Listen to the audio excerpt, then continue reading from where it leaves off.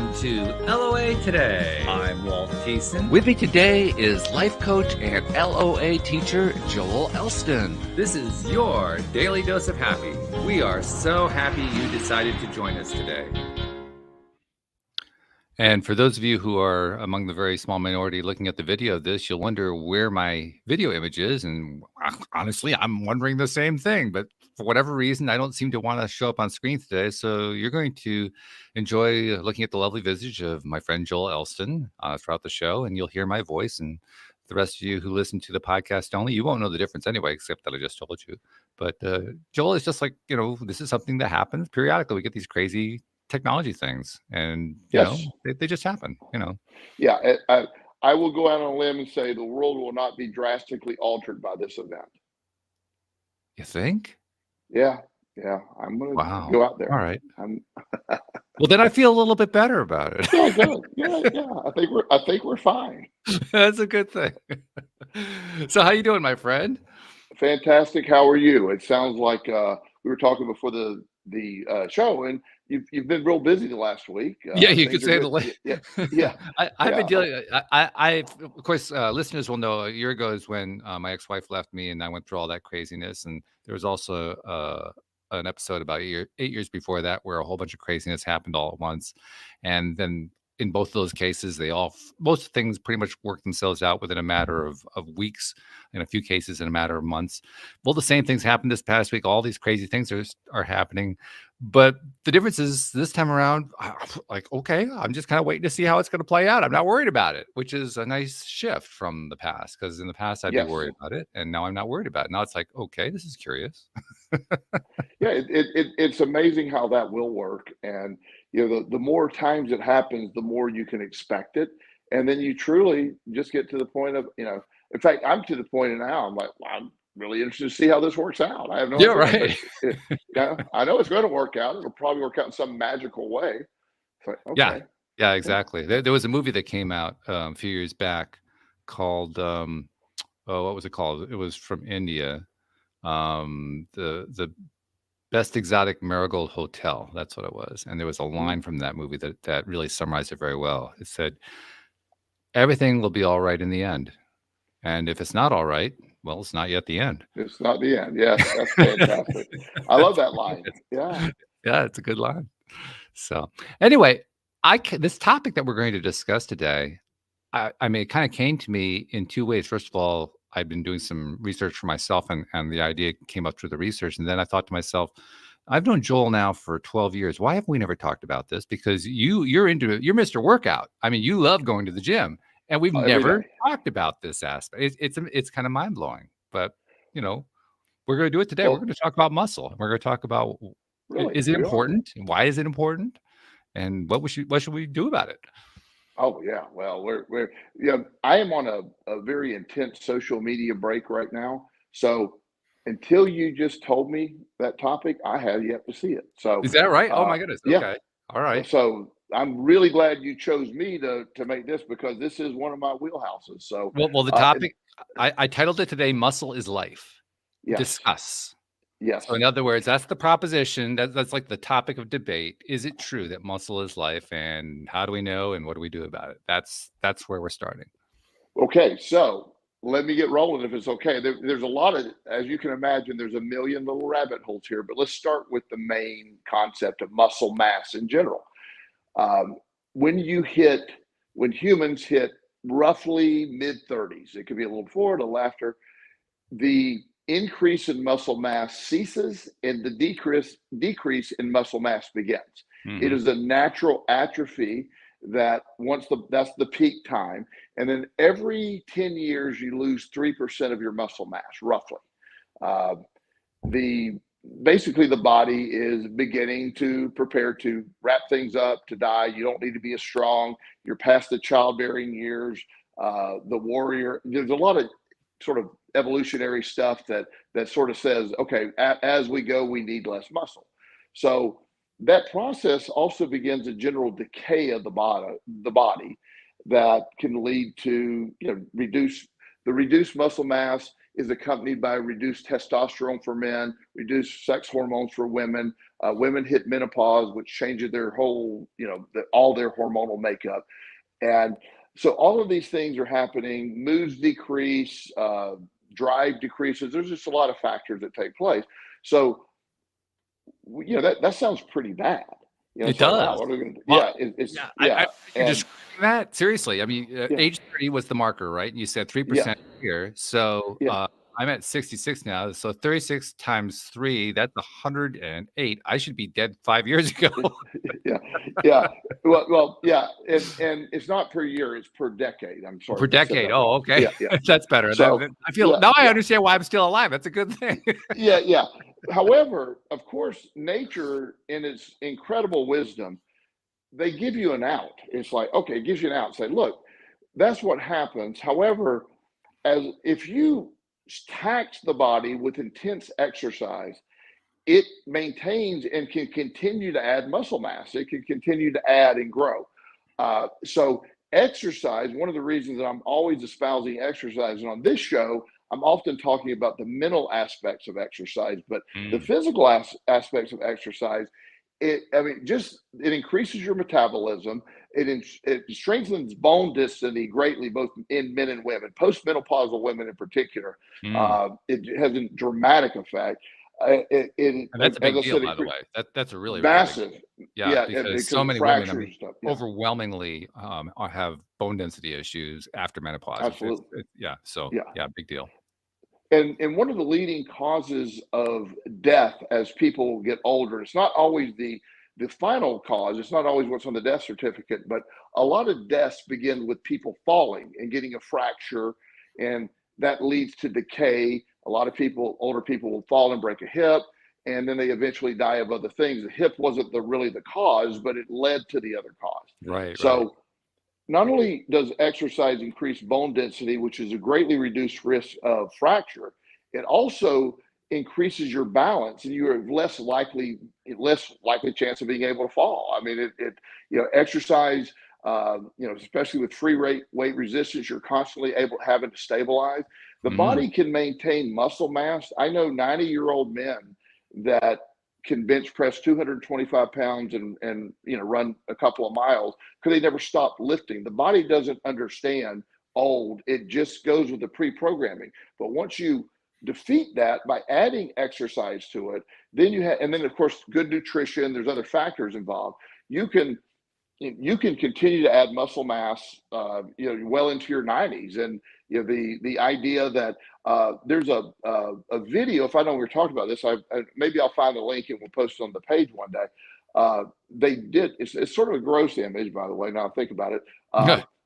There's a 90-year-old man, and they in his autopsy, they had his leg, when they're showing the muscle mass in the leg, they cut the leg, and there's a tiny little, average 90-year-old man, tiny little bit of muscle in the middle, followed by fat, and that was it. Then there's another man who's 90 that was a competitive bike rider, and he actually at 90 died by getting hit by a car, not by any other method. His muscle mass was massive, and it was his bone density was incredible. He would not have died if he wouldn't be hit by a car. So right. the idea that exercise it affects everything. Then you start adding, and I'm not going to do this with the mental stuff, but it has so many components to it. But when getting to the topic of muscle is life, it really dictates life, the quality of life, your ability to stand up, sit down, be functional, be able to do things, go on long walks. Your muscle mass and the ability to keep it as long as possible is the ultimate anti-aging concept. I'm 61 years old, and last week, and I'm saying this in a bragging way, but last week I did a 500-pound deadlift, and that is something that my doctor, who thinks I'm ridiculous, just says. He used to say you need to stop doing that. That's ridiculous. Really? You couldn't. Yeah. He used to say that. He said that's just too much weight. He's reversed himself now after seeing what's happened, and he's going, don't stop. He said just keep doing this. Wow. Instead of, and so it is. I find it really fascinating that once you do it enough, you'll love it. I'm I am very, as I said, I'm in the gym every day. I eat well. I have a lot of stuff going on for me that I'm a very big believer in fitness, but resistance training, adding to the muscle mass, and the value of muscle mass is a great indicator of longevity. And when you become easily fractured, or you're able to, those things are when you get very frail in life. You can maintain muscle mass and never be frail, and that's just a fascinating topic to me. And most people, believe that there's a certain age you can't do that or whatever. And studies have shown there's 100-year-old people that are doing resistance training that are increasing their muscle mass. So Yeah. it can happen at any point in time. Yeah, no doubt, no doubt at all. And like I said, we haven't really talked about this in detail on the program before, but you and I have talked privately over the years. And I've told you I've never really been a gym person. I'm into dance, so that's my biggest activity, and walking and such. And I've been doing some light exercise too. But I have been giving a lot of thought, partly through episodes that we've done here on the show with you and with others. I've had other guests on who are into longevity and so forth. And partly just because I'm at that point in my life where I want to maximize my own life because, well, first of all, I'm one of the lucky few. I have longevity on both sides of my family. Mm. So on my mom's Wow, great. side, my great grandmother lived to 108. And on my father's side, my father's brother is still alive at 107. So I've got it on both sides. So I figure, well, Yes. I'm probably going to be around for a while. It probably would be a good idea if I was healthy the whole time. Otherwise, I'll be miserable. So, Yes. let's aim at the health part. So that's why I've been personally interested in it. And I've been doing a number of things to improve that. But that, among other things, is what led me to doing research that found this particular phrase, muscle is life. And as I was reading an article about it, I was reminded, I actually saw a physician last November, shortly after the breakup with Louise. I wanted to do a little, basically take a yardstick. Where am I at health wise and so forth, and came through it pretty good. But she was also one who used that same phrase, "muscle is life," and it kind of stuck with me. And so I think I've actually become something of a disciple of your viewpoint that I should be spending more of my giving more of my attention to, okay, where's my muscle mass at, and what can I Yes. do about it? And, And one and of I'm the really things I've been glad. learning is you don't actually have to do a lot. You have to do that. That's Yes. probably the most important part. Yeah, I tend to do more than likely than is necessary, but that's pretty much the theme of my life. So, you know that, but if people can have great success 3 or 4 times a week, 30, 45 minutes a time there's even less than that, just there's your cardio, which is, running and stuff like that's good for the body, but muscle mass needs to be challenged with resistance. Hmm. And that can be done, 3 or 4 sets of an exercise of each body part. It's all you need to do. It maybe 2 sets even.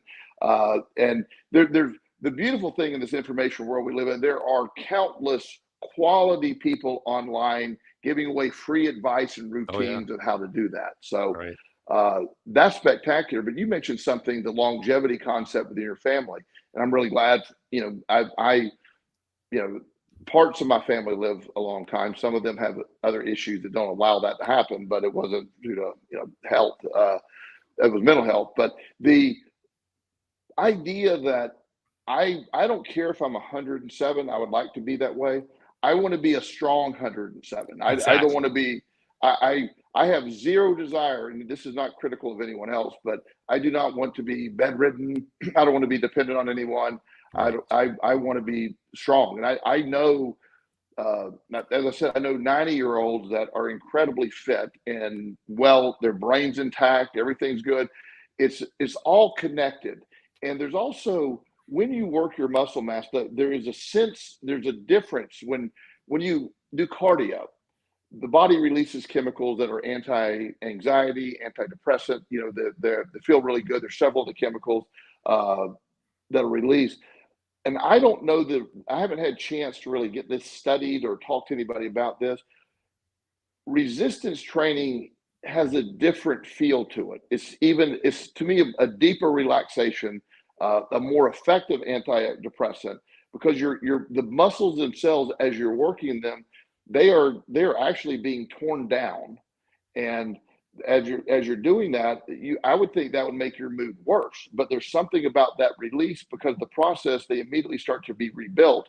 Yeah. It feels invigorating. It feels like life. So I feel that like every day of my life, I'm not kidding when I say I'm shocked that I feel this good at my age. Mm. I I feel better mentally and physically than I did when I was 31. So and I attribute that to, well, also not doing crazy life that I was doing then, but That helps too. Yeah. that does help. Yeah. Yeah. But with everything I have going on, I think I mentioned I work out every morning. I have it set aside. Uh, it's not negotiable. I'm at the gym. It is just something that's penciled in every day of my life.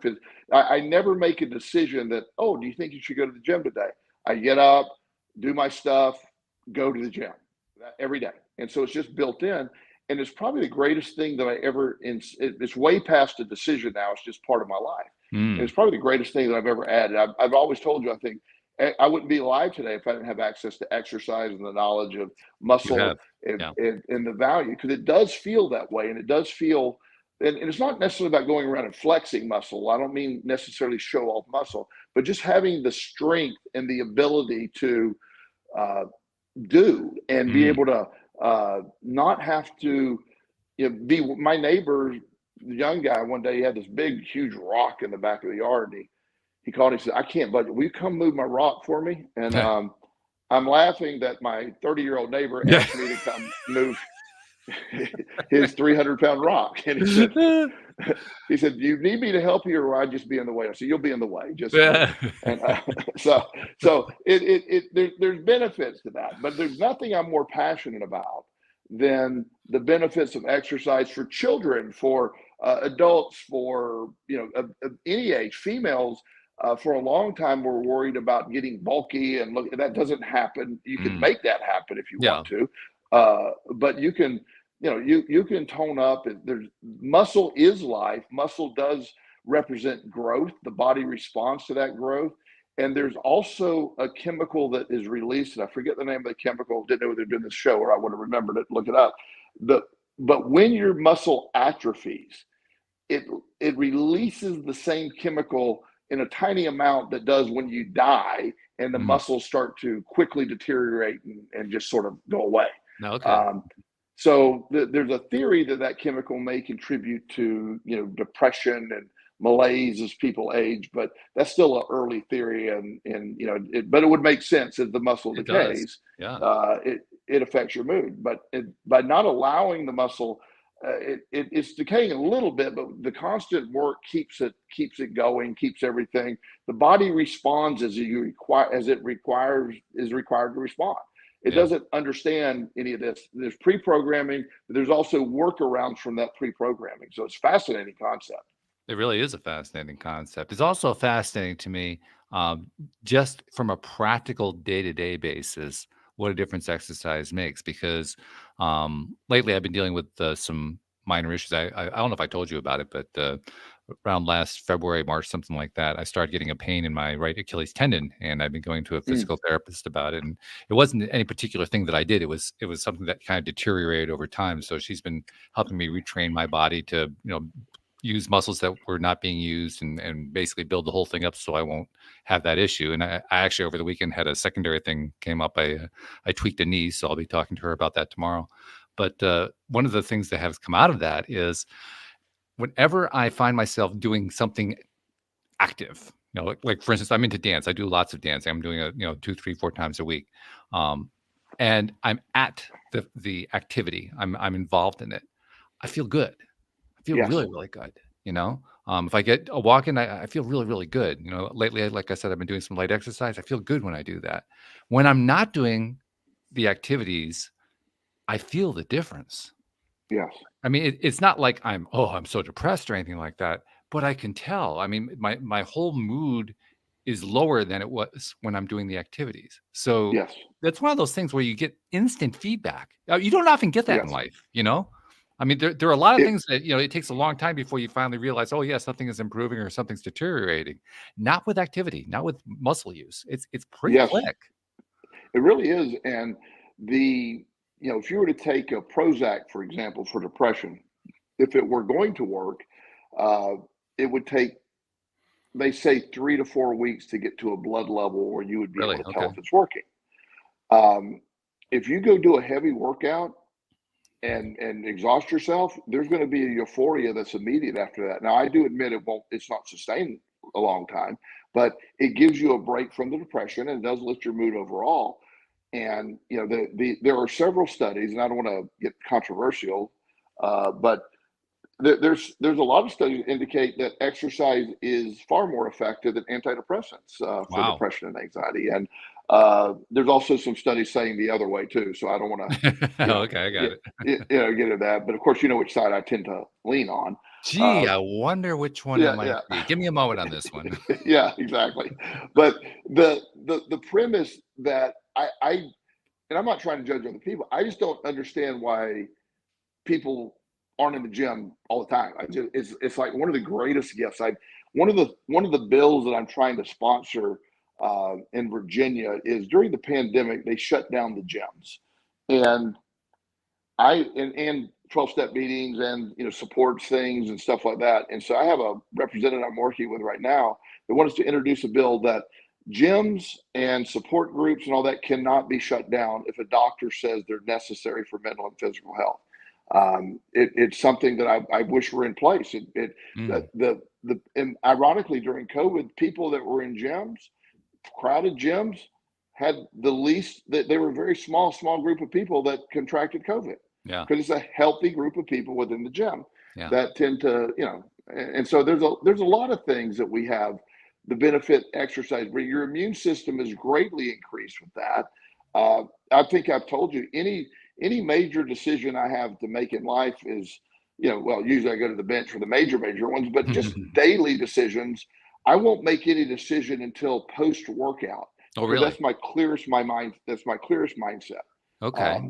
And so I'll write stuff down, put it on usually a note on my phone, and I will, after my workout, I'll review those questions and say, okay, this is how I feel about that, and it serves me real well because that's my optimal mindset. It's my most focused mindset, and it serves me well. So it plays such a large role in my life that, and in my clients' life, I have many clients that will attest to, yeah, everything helps a little, but exercise is the cornerstone for many people in their recovery and their well-being. Also, doctors report that people who are very muscular and active and work out regularly have a much faster recovery time from surgeries. They have a increased immune response, and they're not as sick as long as the average person. And those are all benefits. It makes a lot of sense to me. It makes sense on a number of different levels. One of the things that I've been kind of reflecting on periodically in my own life over the last, well, we'll say over the last year since the marriage breakup, I would say specifically over the last 5 or 6 months, has been on a phrase that was uttered by Esther Hicks voicing Abraham.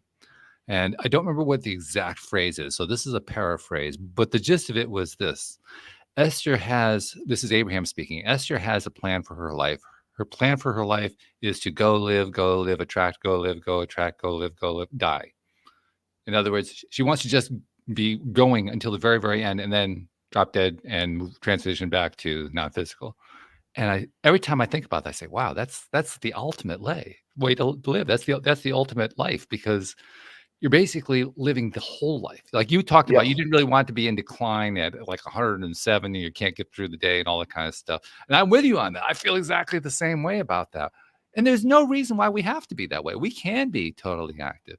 One of the things, though, that I think is probably our most difficult challenge, I'll put it that way. I'm curious to know what your take is on this, is and this is something that psychologists have noted for years. Carl Jung is known for having mentioned this in his writings.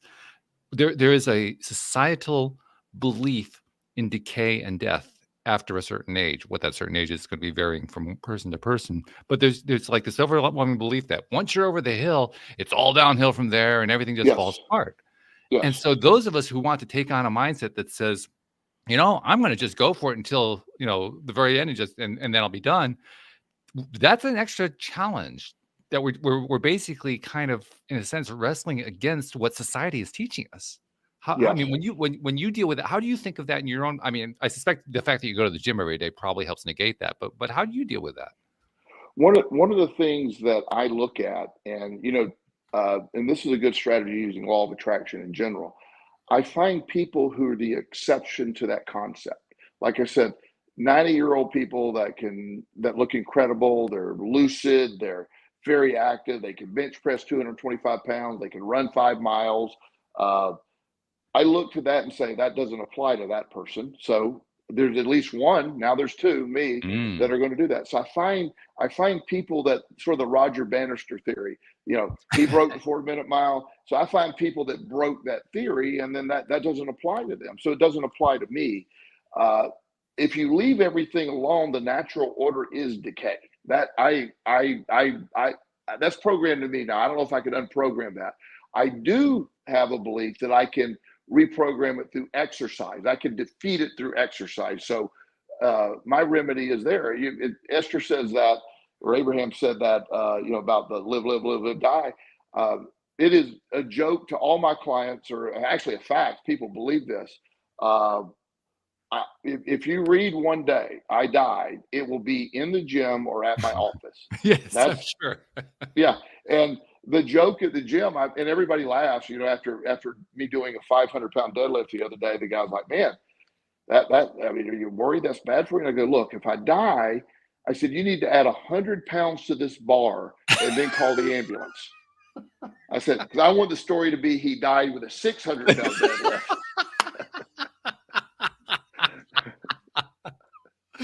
Oh, I said, that's funny. I need everybody in the gym on board with that story. And of course, they all love that. I'm not, I'm not really worried about the weight, but I do. All right.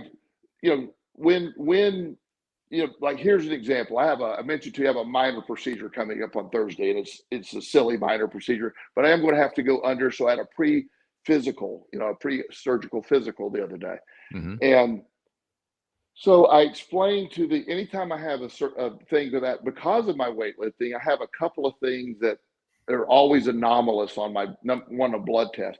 Oh, So when, I didn't know I was having a blood test. So after I work out, their muscle enzymes, as you kill muscle, as you destroy muscle, they release. And they're the same markers that are in your liver. So ALT and AST, the enzymes in the liver, are elevated slightly every time after I work out. They're ah, not, it's not the liver, but it looks like it's from the liver, from what most doctors understand. And also from 40 something years of working out, I have an athletic heart. It's an enlarged heart, but it's an athletic heart. So right. it'll show up in my ECG as an enlarged heart. Got it. So I tell them that beforehand, that look, you're going to see elevated liver enzymes. It's no big deal. And you're going to see an enlarged heart, it's an athletic heart. It's been looked at. Every time I have one of these, everybody freaks out. It's fine. And so sure enough, the lady comes in who did the EKG. She goes, oh, I got to get a doctor to look at that. I go, it's an enlarged heart. I know it is. And I try to explain to her. It's so anomalous Yeah. that, and of course the lady comes in, she said, of course your liver enzyme. I said, it's not liver enzymes, but yes, the markers are elevated. So I have to have my body responds differently. I'm in perfect health, but my heart has enlarged to address for 40 years, I've put that. So it gets stronger and bigger. And it's normal in a lot of intense athletes and stuff. Runners have the same thing. It's not unusual, but the body does adapt, and it comes up with new strategies. Like your joints and stuff. They respond to exercise as long as you're using good form. All of this stuff is just it's so fascinating to me that it exists, and nobody. I've given this example before, and I say this on the show. And I think most of our listeners will understand what I'm saying with this. There's nobody who loves life more than me, and nobody that's more prepared for death than me. I don't know if that makes any sense, but It does. uh, Sure. yeah, I love life. I want to live it, but also, if I wake up, next, and I'm sitting across from my son TJ, going, "Hey, what's up?" I'm fine with that too. Uh, I'm not, and living that way where I'm, as long as I'm healthy and feeling this way and my cognitive function is in play, I want to live as long as possible. That's fantastic. It's great. And, but at the same time, whatever happens, I'm good with, because you know how I believe is I'll be back, sort of Arnold said, I'll be back. Mhm. But this is the whole concept of, I I can't remember the number, but I heard this doctor, he's a cardiologist, and he was saying if people were to exercise intensely and eat relatively well, not perfectly, just relatively well, uh, something like 90% of the people go to the hospital for things that would be cured by doing that. Yeah. It's amazing. It is amazing, and it's something that we've had many guests on the program over the years who bring in some kind of a medical related story. Some of them are actually doctors. Some of them are people who've just been through their own medical experiences. They've learned from them, and they wanted to share their experiences with others and say, "Hey, you do the same kind of thing. You can beat cancer. You can beat heart disease. You can beat whatever it might be." You get enough of those coming through, and you begin to realize, first of all, the whole idea of human health is a lot bigger than what Western medical science has to say about it. Second of Absolutely. all, it's actually even bigger than what Eastern medical science has to say about it. Completely agree. It's I don't think we even have a full handle on it yet. But the more that I look at it, the more I realize health. I think Abraham had it right. Abraham basically has said, if and this sounds bizarre. I mean, the first time I heard this, I said, "Yeah, what are you talking about?" But they said there's really no reason for a human being to die other than the fact that human beings expect to die. Yes, And I concur with that, and it's. I also believe there's sort of a theory that I can imagine after a certain period of time saying, "Okay, I need a new experience. Let's wrap this one up." I can imagine after 100 and something years, okay, I've done yeah, a yeah, lot of this, so maybe it's time to get a new experience. But I have seen evidence. I've seen people uh, that, again, very old people that exercise. They're phenomenal shape. Their brains are in phenomenal shape, and they, number one, they have an expectation of health. Mm, They have an expectation that I'm going to get up every day and go to the gym. I also am not going to be worried by every little ailment or every little thing. It's just you're going to pass. It's going to pass. It's like right. I'm the other day there's this guy at the gym and he's really in good shape. He's probably about 55, good guy, and he goes, "Oh man, I've been having some shoulder pains." And I go, "Yeah." And then he said, "Yeah, my knee, like 3 or 4 complaints." And I'm like, "Okay, you're here. You're here. So, are we going to just sit here and bitch about all this? Or are we going to, what?" And he laughed. And I said, "Because that's just you're focusing on what's wrong. Look at how strong you are. Look at the stuff you're doing. You're Yeah. stronger than people much longer. I'm sorry your boo boo hurts on your shoulder, but why don't we just get?" And he laughed and he goes, "I got to remember to quit bitching to you." And I go, "Yes, you do." Well, more importantly, he's got to remember to quit bitching to himself, really. I mean, Well, of because course, yeah, yeah. actually, that's the person he's harming the most. He doesn't really harm you at all when he No, most. not yeah, yeah. Yeah. And so the idea that the expectation of health is, we hear this all the time, and there's tons of stories of the science of this, the expectation of health, the dictates health, the expectation of just the longevity. I just don't have any. I have no idea, obviously, how I'm going to die. I do plan on dying at some point. I don't know how it'd be. I would be great if it were spectacular. I mean, something, I mean, I don't know exactly what that means, but whatever it's going to be, I don't want to rot away. It's not going to be a rotting event. I'm hopeful for, it's, Yeah, that long, slow decline, just yeah, there's yeah. nothing appealing about that. No. And within it though, and the best way to deal with that is to increase your muscle mass. And also people that are very worried about, I lift weights now. I'm not worried about appearance or all that anymore. I just like being strong.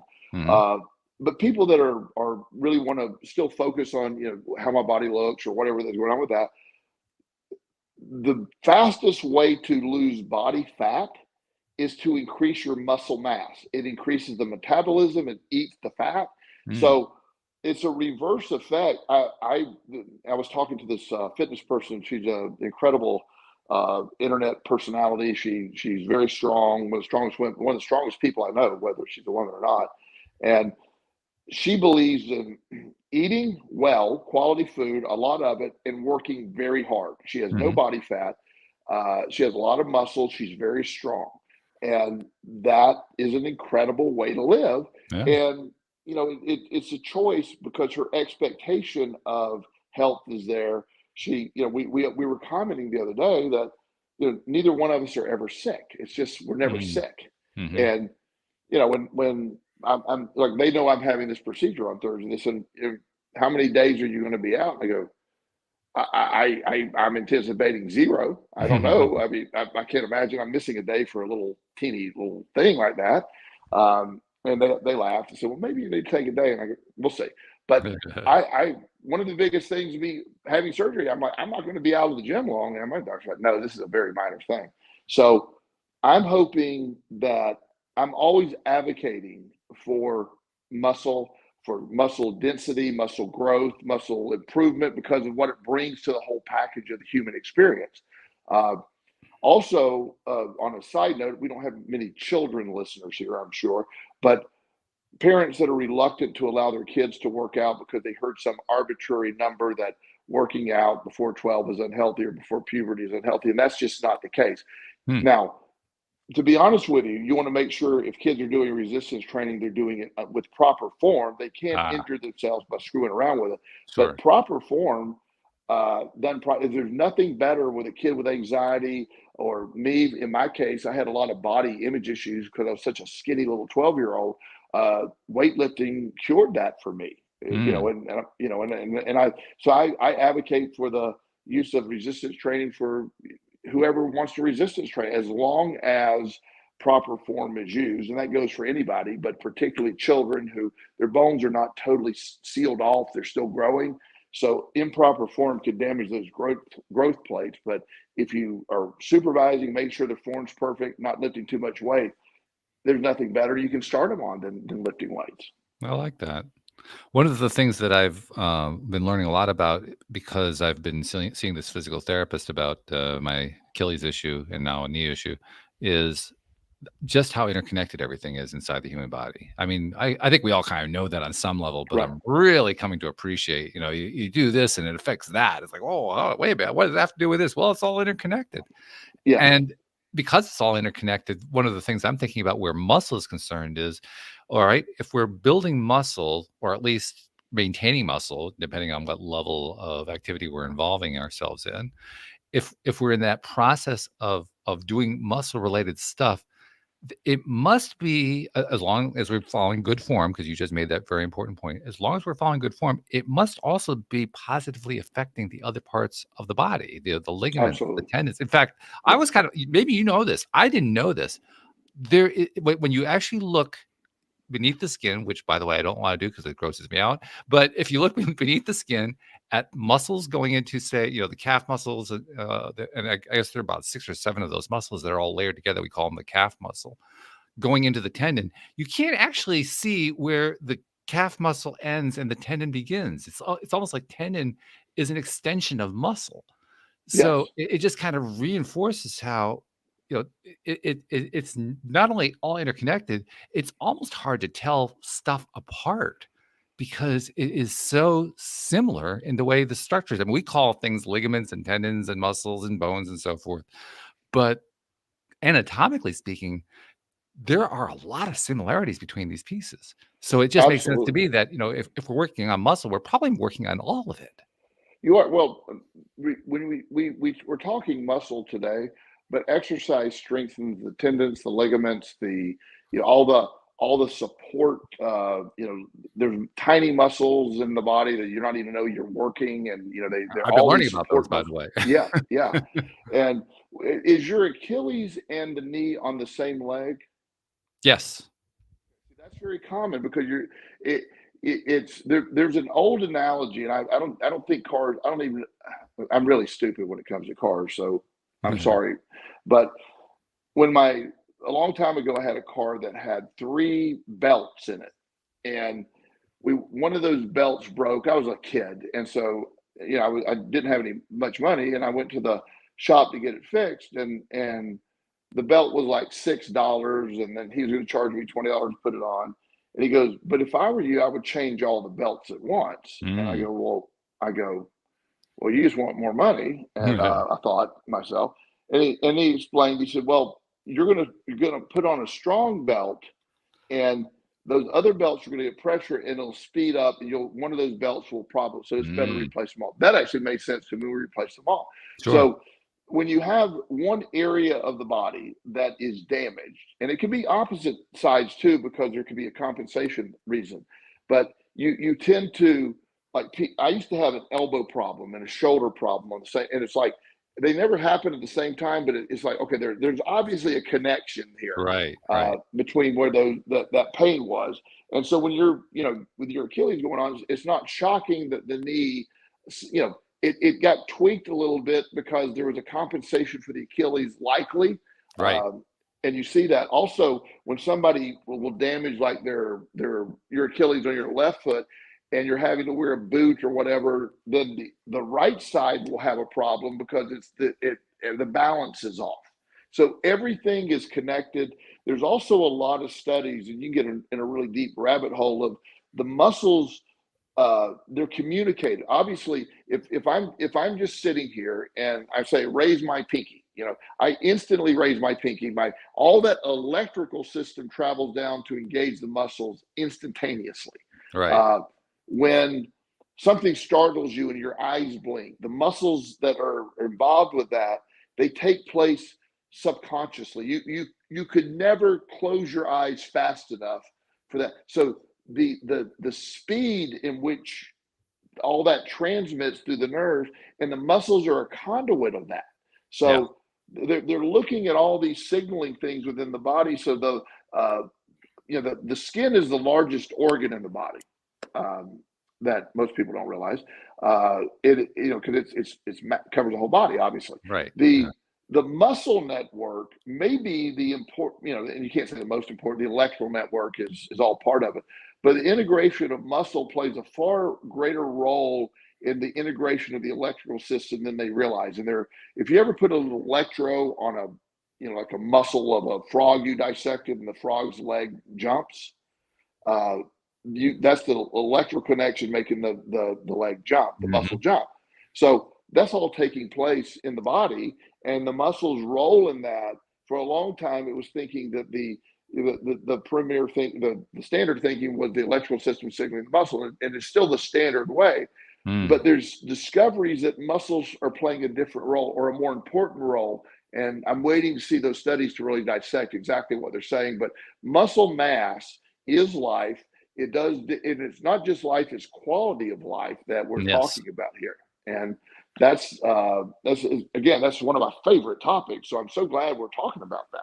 Yeah. Well, like I said, it's about time we did talk about it. Now, you just raised a couple of points that I wanted to address here, that I think are kind of important. One point is that you mentioned how there's the kind of the nervous system, the electrical system in the body that transmits nerve. It transmits energy that says, okay, here's something that has to go on. There's a fascinating thing about that, and I mentioned this in part because I think there's also a very real spiritual component that goes on here, and you'll see what I mean in a moment. When scientists measure the ability of a nerve to transmit an electrical signal, especially if it's a long signal, like going from the brain to the toe or something like that, there's actually a considerable delay in terms of how long it takes for the signal to get there. And that yet, as you point out, I mean, somebody steps on your toe, you don't have to wait 3 seconds before you go, ouch. It's instantaneous. And I don't know that physicians have actually, or scientists have actually figured out why this happens, but for whatever reason, we are able to detect that we're able to transmit that signal faster than the nervous system can actually send it. Which is an odd thing. That's really interesting, Well, when you have all your senses in play when you're doing that, like depending on the speed, if you touch a hot stove, there's a signal, a slight signal delay from the heat being transmitted to the brain, just Mm, slight.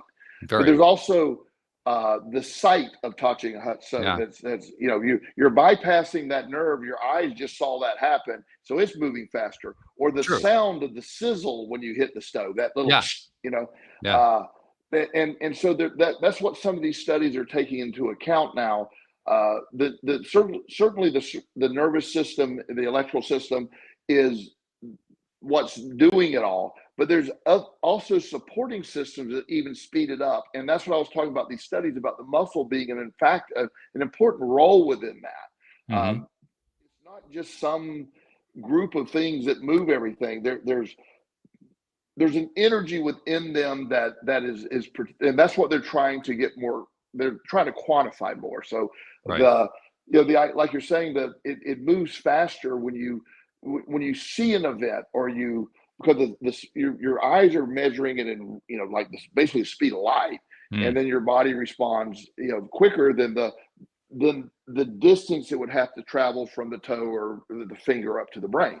So that all that is connected, and also every week and I'm always talking about energy connections with people, and the idea that all of this stuff is we're always transmitting energy to other people and receiving energy, good, bad, ugly, or whatever we're doing Right. with it. But there's always an energy exchange, and I've heard the theory that all systems of the body are sending energy as well. The Yeah. muscle system, the electrical system. So it isn't just this one signal coming out. There's multiple signals Exactly. at play here. And so again, I think the science of muscle and its connectivity to other things, like one of the things that fascinated the big study several years ago was when we realized that gut health played a big role in mental health, and Right. that just blew people away,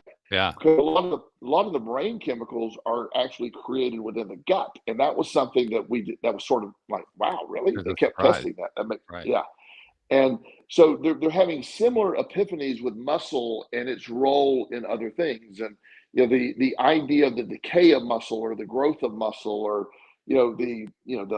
the fascinating thing that I find with muscle. There's I may have shared this with you. There's always stories about the lady that picked her car up and took it off of Right. her kid that was trapped under it, and those Right. are real stories that happen. But I had a client that was in a car wreck, and she wasn't my client at the time, but I was brought in because after 6 months she was paralyzed from the waist down, Hmm. and there was no medical reason why she was paralyzed. Oh, And okay.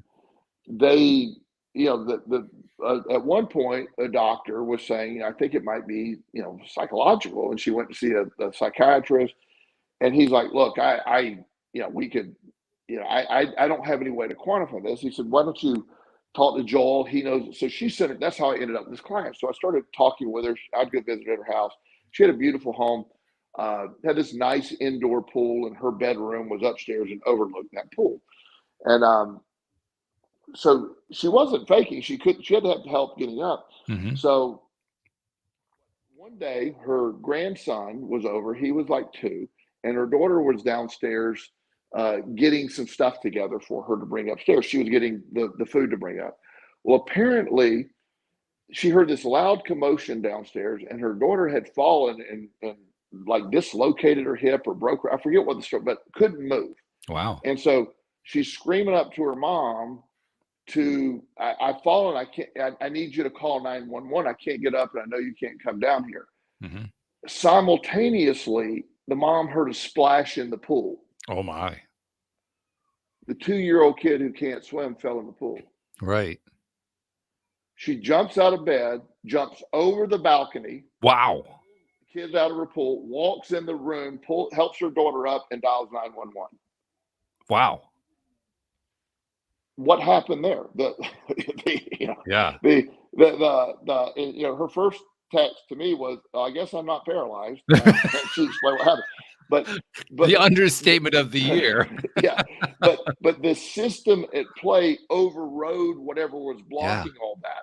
So the psychological stuff that was blocking those muscles from engaging was defeated by her motherly instincts and Right. grandmotherly instinct. She saved her grandson, picked her daughter off and never had a problem again. It cured because whatever electrical system flew through all that, it cleared it out.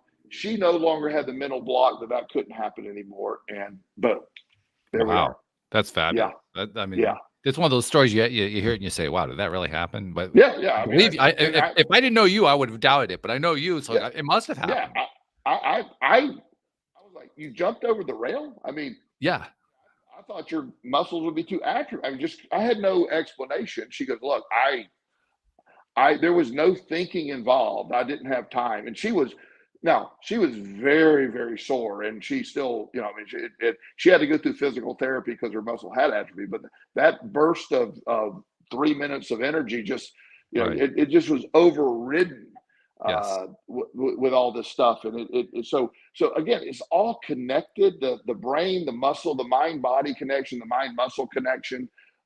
It is real. And there's also studies that we've talked about other law of attraction theories. Like if you envision yourself exercising your bicep, for example, you're exercising your bicep, you envision that, you watch it happen, and you have a group that's actually exercising the bicep, and you have a group that's doing nothing. Now, obviously, the real exercise bicep stuff grows the most. Sure. But shockingly, substantially, and statistically relevant, the thinking about muscle growth makes the muscle grow than those who do nothing. Yeah, that's really that makes you stop and think for a moment. In fact, Yeah. there was actually a novel by one of the original science fiction fathers of science fiction, Robert Heinlein, and the particular novel was called what was it called? Stranger in a Strange Land. It was the story of a human who ends up being born on Mars. And in the sci-fi world, Mars has actual Martian life, and the Martian life raises this human, and then he comes back to Earth, and he's interacting with humans on Earth. And at one point early on in the story, he's visited by a doctor, and the doctor is asking him about his bodily health and so forth. And then the doctor visits him a week later, and his muscle mass is increased by like 50%. Mm-hmm. And the doctor asks him, "What did you do? Have you been working out?" He says, "No." "Well, how did you grow your muscles?" He says, "I think them." And I Yes. read that, and now, bear in mind, I read this like 30 years ago, and I Wow. read that, I said, "Yeah, right." Yeah. This is clearly science fiction going on here. Yeah, it's hilarious because it's relevant today. And Yeah. again, there's been countless studies backing that up. This isn't an anomalous study. The A lot of pro golfers that I've worked with, and I've heard this from other pro golfers too. They literally will, the night before, they'll play an entire couple of rounds of golf mentally at the course they're playing. They'll Yeah. play at different shots, different angles after a double bogey, and they focus on their swing. And people that do that report, again, we don't have a real way to measure that, but everybody that tries it does feel that it's a very helpful tool to visualize. And again, muscle memory, teaching the muscle to do that. The one of the things that happens a lot in the NFL or any sport, but I don't really consider baseball a sport, as you know. So we won't talk about that. We'll have that debate another day. Yeah, I know. We've had it many days, actually. Yeah. I always have to get that in. Sorry, but when a kicker, automatic, greatest kicker in the league, automatic every time, boom, boom, 40 yards and in, field goal, every extra point.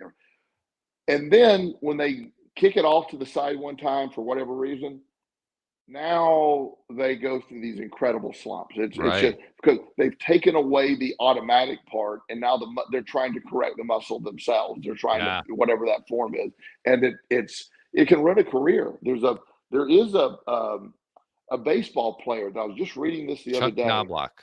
Yes, and you know the whole story. Then it's better. Yes. But the idea that it basically cost him his career. It did. Yeah, he was a second baseman playing for the New York Yankees, and he reached a point where suddenly he could not complete a throw straight to the first baseman on a ground ball, and it would go Wow. flying into the stands. It would go into the outfield. It would go all. He just literally could not throw the ball straight, to the point where, like you said, it ultimately cost him his career. And in fact, there's a rather funny episode from the Ted Lasso Apple TV series in which they make reference to that. They make reference to Chuck Knobloch, and they're doing it in the context of one of the players who's involved in the series, because Ted Lasso is a coach of a British soccer team, or football team, as it's known over there. And in that context, they talk about how, well, this has the scientific name of the yips, and as soon as they say yips, oh no, you're not allowed to say that, because there's a whole superstition about no, you can't call it, you can't say that word, because you're going to just convince that person to continue to do the don't say the word. Yeah, exactly. Yeah, it's a fascinating. Again, all of that is connected, and the there's been multiple times. I've done this several.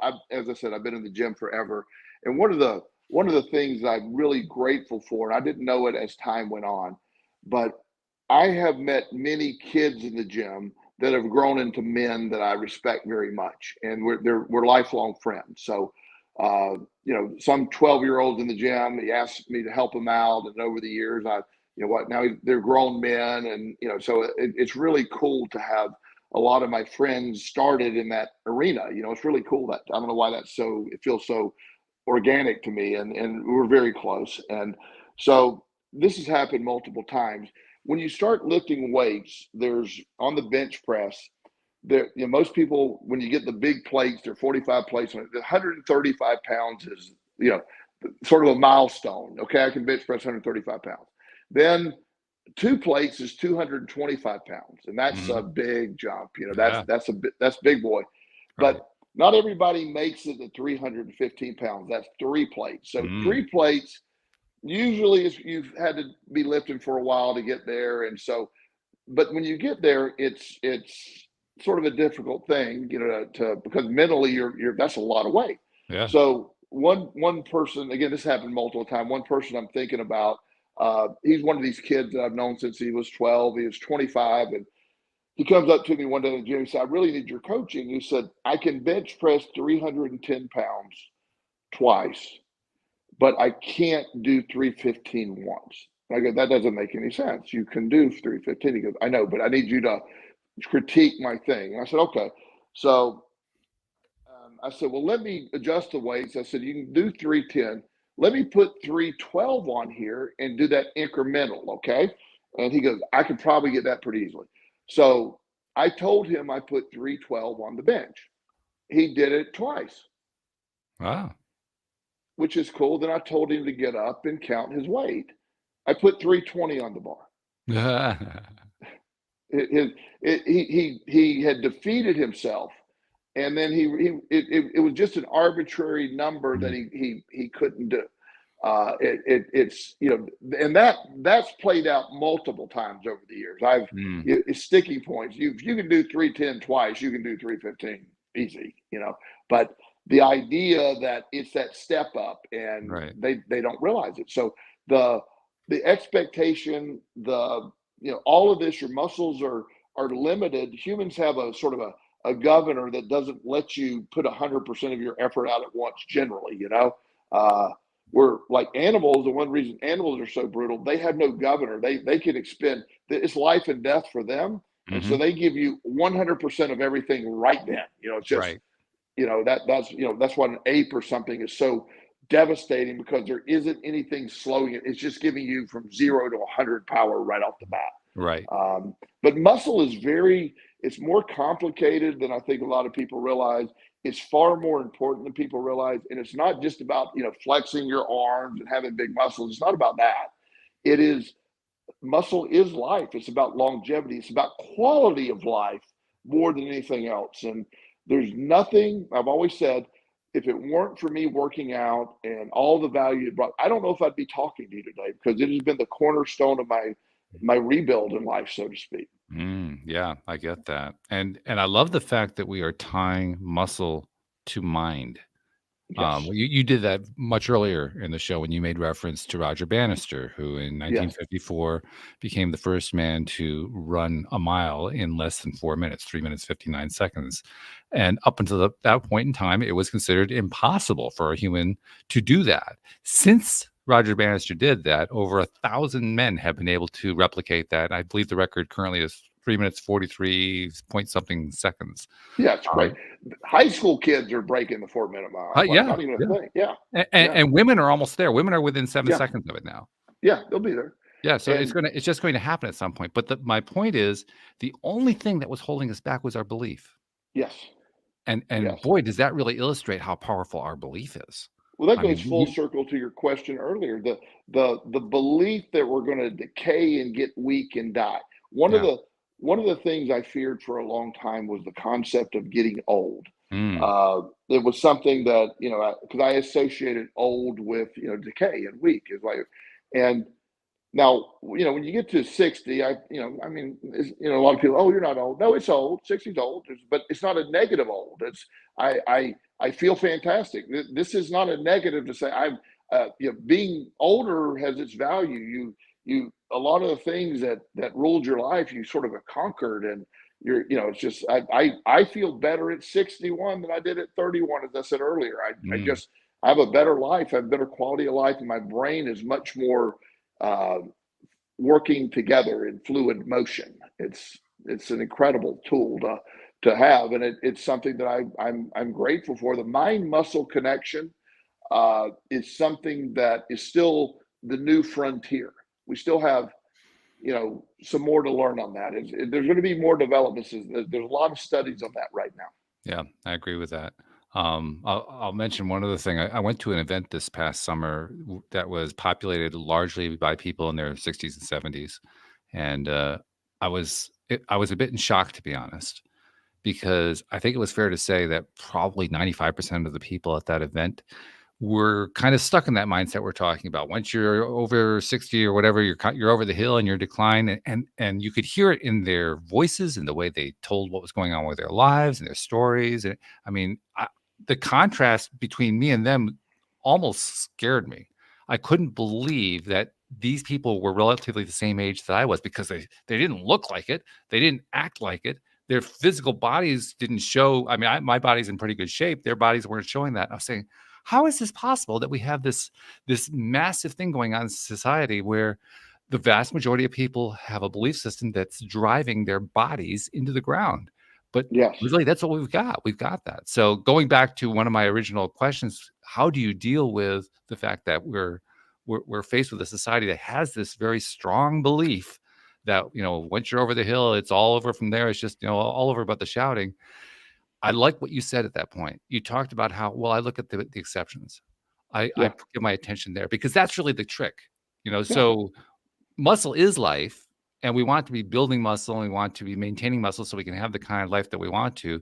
But I think it's also important to remember we have control over how we exercise the mental side of it too.